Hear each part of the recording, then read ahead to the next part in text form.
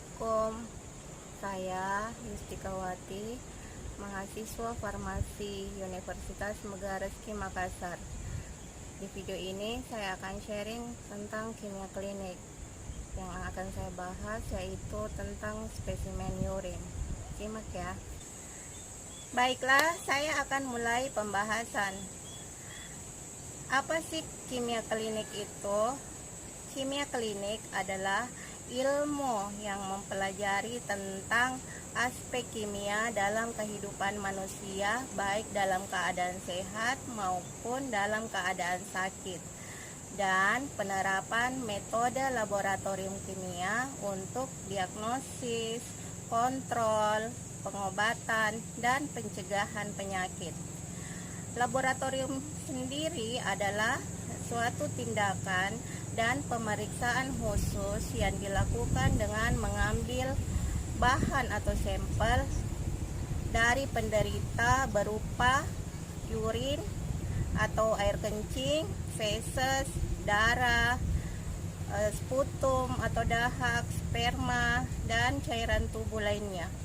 Nah, dari beberapa spesimen yang bisa diperiksa dalam laboratorium kimia, yang akan saya bahas di sini adalah tentang pemeriksaan spesimen urin. Urin adalah sisa material yang diekspresikan oleh ginjal dan ditampung dalam saluran kemih hingga akhirnya dikeluarkan oleh tubuh melalui proses urinasi dalam bentuk cairan.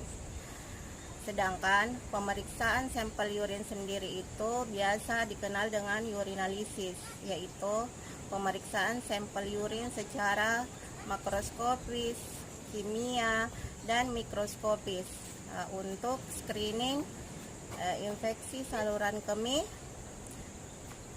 penyakit ginjal, dan penyakit organ tubuh lainnya yang didapat dari metabolit abnormal urin penderita. Urinalisis itu sendiri dapat digunakan sebagai pertama, pemeriksaan kesehatan rutin yang biasa dilakukan sekali setahun untuk memantau perkembangan kesehatan, terutama bagi penderita penyakit diabetes, hipertensi, penyakit ginjal, liver, atau penyakit hati. Yang kedua, digunakan sebagai penentuan diagnosa penyakit. Dengan urinalisis, ada beberapa penyakit dapat didiagnosa. Misalnya, infeksi saluran kemih, batu ginjal, dan kerusakan otot. Selain itu, urinalisis juga biasa digunakan untuk memeriksa pasien dengan gejala nyeri pada saat kencing, kencing berdarah, nyeri perut, dan nyeri punggung. Yang ketiga, urinalisis digunakan untuk memantau efektivitas pengobatan. Urinalisis digunakan untuk melihat apakah pengobatan yang diberikan pada pasien efektif dalam penyembuhan penyakit yang dideritanya. Terus yang keempat, urinalisis juga digunakan untuk mendeteksi penggunaan obat-obatan. Urinalisis dapat digunakan untuk mendeteksi adanya obat-obatan dan senyawa kimia tertentu yang terdapat dalam tubuh seseorang, misalnya amfetamin, metamfetamin, kokain, ganja, dan lain sebagainya. Terus yang kelima, urinalisis itu juga digunakan dalam tes kehamilan. Dalam proses diagnostik dengan pengambilan spesimen urin, ada beberapa tahap yang harus dilakukan, yaitu yang pertama tahap pra-analitik, yang kedua tahap analitik, dan yang ketiga tahap post-analitik. Tahap pra-analitik dilakukan untuk mengurangi atau meminimalisir kesalahan pemeriksaan. Di antaranya yaitu dimulai dari pertama, persiapan pasien. Saat dokter merencanakan pemeriksaan laboratorium bagi pasien, maka diharapkan perawat atau petugas laboratorium dapat memberikan informasi yang jelas kepada pasien agar tidak menimbulkan ketakutan atau persepsi yang keliru tentang tindakan yang akan diambil. Yang kedua, pemberian identitas pasien atau identitas pada spesimen. Identitas pada surat pengantar atau formulir ini diisi dengan yaitu satu, tanggal permintaan, yang kedua tanggal dan jaminan pengambilan, tiga, identitas pasien yang berisi nama, umur, jenis kelamin, alamat, dan atau identitas spesimen. Yang keempat, identitas pengirim yang berisi nama, alamat, dan nomor telepon. Yang kelima yaitu diagnosa atau keterangan klinis. Keenam, obat-obatan yang telah diberikan dan lama pemberian. 7, jenis spesimen, lokasi pengambilan spesimen, dan volume spesimen. 8, yaitu pemeriksaan laboratorium yang diminta. 9, nama pengambilan spesimen. 10, transport media atau pengawet yang digunakan. Langkah selanjutnya yaitu label wadah spesimen urin. Label wadah spesimen urin itu di laboratorium harus diisi tanggal pengambilan spesimen dan nomor atau kode spesimen. Selanjutnya adalah pengambilan spesimen. Jenis-jenis spesimen urin yang biasa diambil diantaranya adalah pertama itu urin sewaktu atau random, yaitu urin yang dikeluarkan setiap saat dan tidak ditentukan secara khusus. Sampel ini cukup baik untuk pemeriksaan rutin. Yang kedua, urin pagi pertama, yaitu urin yang diambil setelah bangun tidur di pagi hari sebelum makan atau menelan cairan apapun. Sampel ini cukup baik untuk pemeriksaan sedimen, pemeriksaan rutin, serta tes kehamilan. Yang ketiga, urin pagi kedua. Urin yang dikumpulkan 2-4 jam setelah pengambilan urin pagi pertama. Spesimen ini dipengaruhi oleh makanan dan minuman dan lebih praktis digunakan untuk pasien rawat jalan. Yang keempat yaitu urin 24 jam, yaitu urin yang dikeluarkan selama 24 jam terus-menerus dan kemudian dikumpulkan dalam satu wadah. Urin jenis ini biasa digunakan untuk pemeriksaan analisa kuantitatif zat dalam urin, misalnya ureum, kreatinin, natrium. Urin ini dikumpulkan dalam satu botol ukuran besar yang bervolume 1-5 liter yang sudah diberikan pengawet. Selanjutnya, cara pengambilan spesimen. Pengambilan spesimen urin pada umumnya dilakukan oleh penderita sendiri kecuali dalam keadaan yang tidak memungkinkan. Sebelum pengambilan spesimen, penderita harus diberikan penjelasan tentang cara pengambilan spesimen yang benar. Pada umumnya, spesimen urin yang ideal adalah urin pancaran tengah. Cara pengambilan urin pada umumnya dilakukan yaitu pertama, aliran pertama urin dibuang. Aliran urin selanjutnya ditampung dalam wadah yang telah disediakan. Pengumpulan urin selesai sebelum aliran urin habis. Aliran pertama urin berfungsi untuk menyiram sel-sel dan mikroba dari luar uretra agar tidak mencemari spesimen. Sebelum dan sesudah pengumpulan urin, pasien harus mencuci tangan dengan sabun sampai bersih dan mengeringkan dengan handuk, kain bersih atau tisu. Pasien juga membersihkan daerah genital sebelum berkemih. Pasien yang sedang haid harus memasukkan tampon yang bersih sebelum menampung spesimen. Selanjutnya, wadah spesimen. Syarat wadah spesimen penampungan urin yaitu pertama, harus terbuat dari bahan plastik, tidak mudah pecah dan bermulut lebar agar dapat menampung 10-15 ml urin dan tertutup rapat. Yang kedua, harus bersih, kering, tidak mengandung zat yang dapat mengubah komposisi urin. Selanjutnya adalah pengawetan spesimen.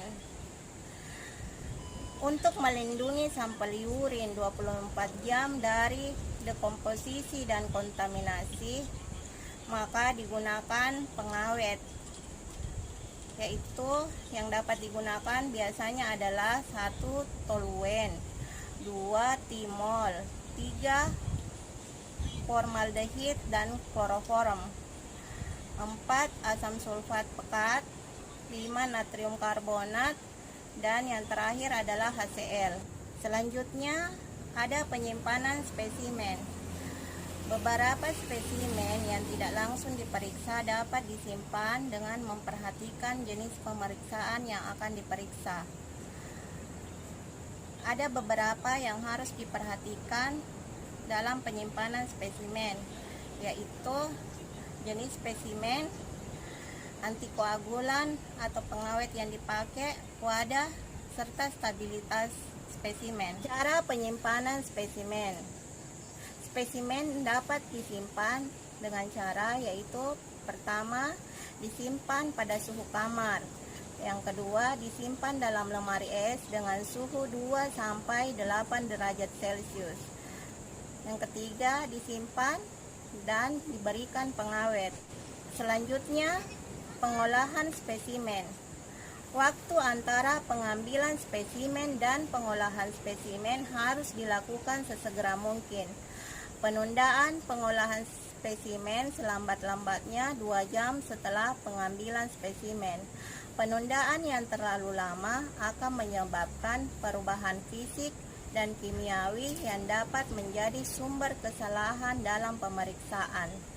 Selanjutnya adalah pemeriksaan sampel urin. Pemeriksaan urin dengan urinalisis itu dapat dilakukan dengan cara makroskopis, yaitu pengamatan secara fisik, mikroskopis, dan kimiawi. Mikroskopis dan kimiawi biasanya dilakukan dengan pemakaian mikroskop. Nah, pemeriksaan makroskopis dimulai dengan pemeriksaan volume urin, yaitu jumlah urin per 24 jam pada orang dewasa. Jumlah urin per 24 jam setiap orang berbeda.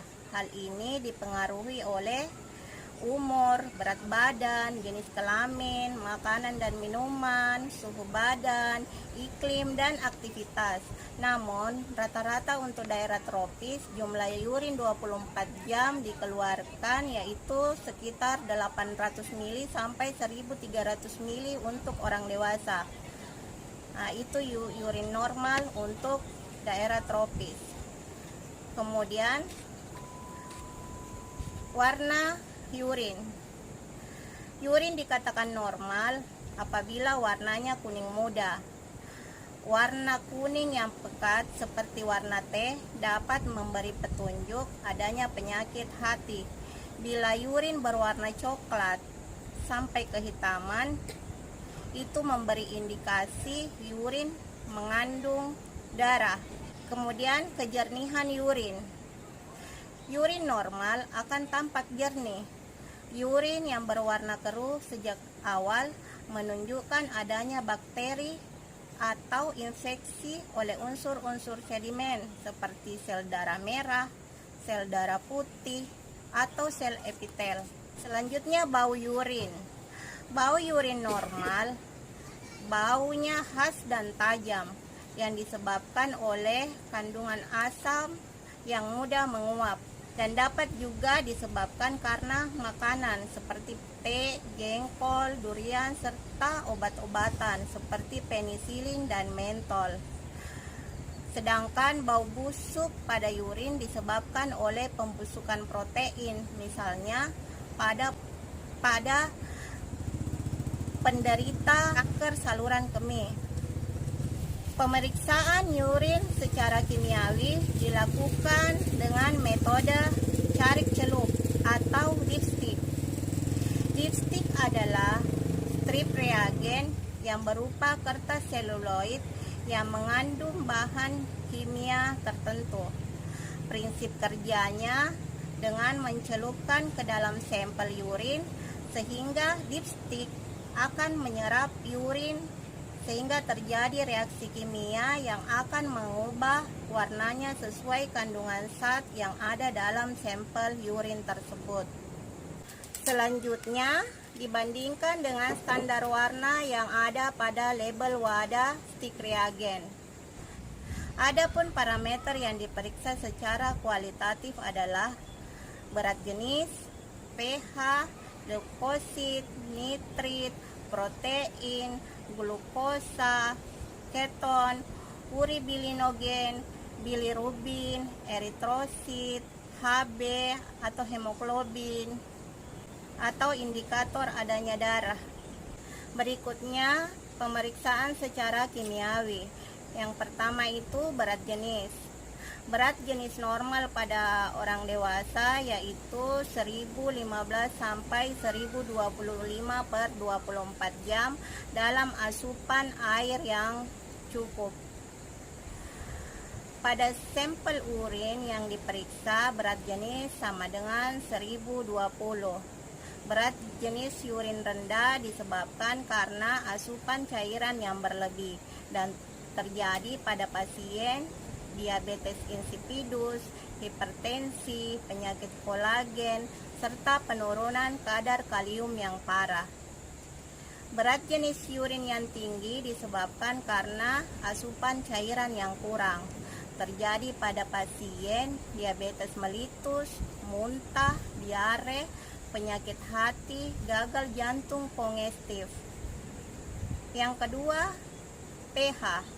pH normal itu 4 sampai 8. pH urin dapat berubah karena pertama, gangguan keseimbangan asam basa. Yang kedua, karena adanya infeksi bakteri.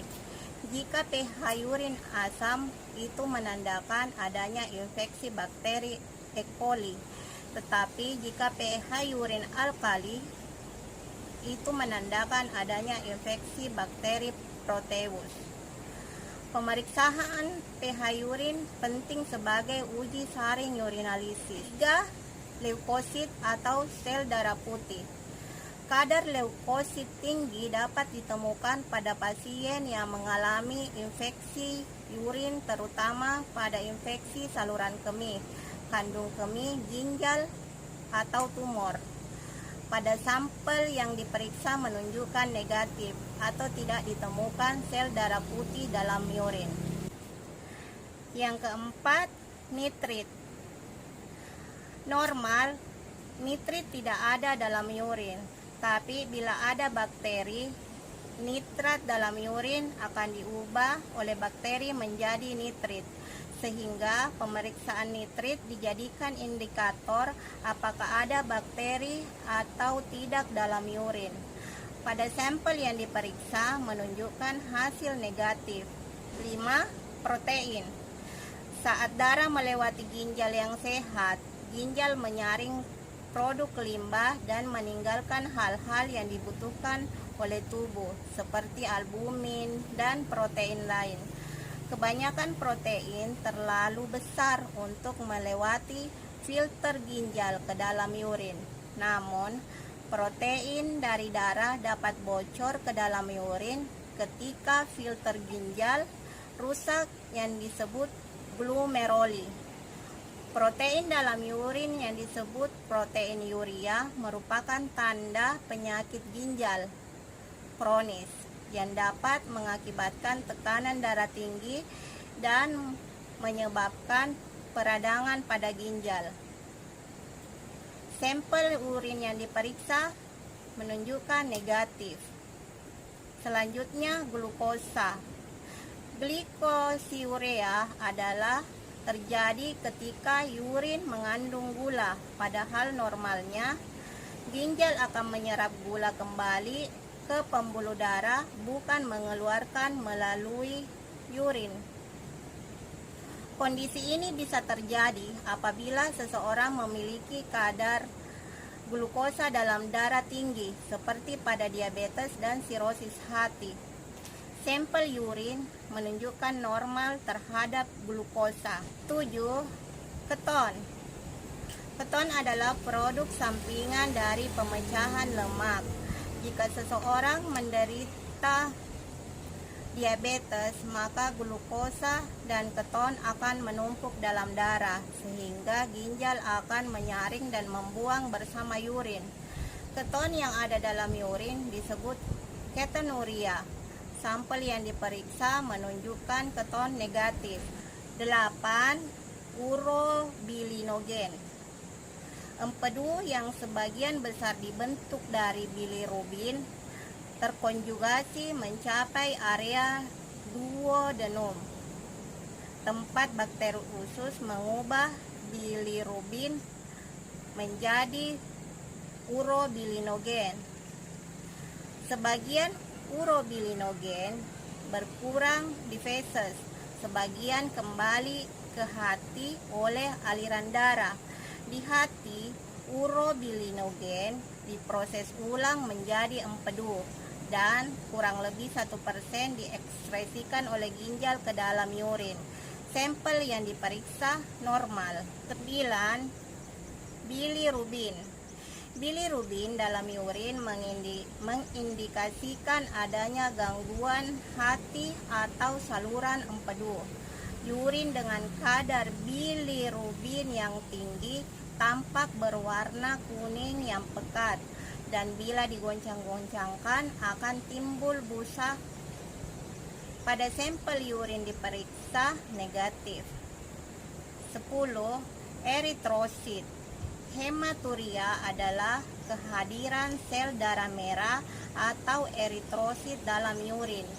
Dapat menjadi adanya batu ginjal atau tumor dalam saluran kemih, yaitu ginjal, ureter, kandung kemih, prostat, dan uretra, dari yang sepele sampai yang mematikan. Sampel urin yang diperiksa negatif. Nah, itulah indikator-indikator yang diperiksa dalam pemeriksaan kimiawi sampel urin. Dan selanjutnya adalah bahwa pemeriksaan sampel urin itu lebih banyak berhubungan ke penyakit ginjal. Ginjal adalah salah satu organ tubuh yang paling penting untuk menjaga kesehatan tubuh. Nah, gaya hidup yang dapat dilakukan untuk menjaga kesehatan tubuh adalah dengan cara menjaga cairan tubuh, mengkonsumsi makanan sehat, mengurangi konsumsi garam, mengontrol tekanan darah, tidak merokok, dan tidak minum alkohol secara berlebihan, menjaga berat badan, berolahraga, menghindari stres yang berlebihan, dan melakukan pemeriksaan ginjal secara rutin. Demikianlah pembahasan mengenai spesimen urin. Semoga bermanfaat. Makasih.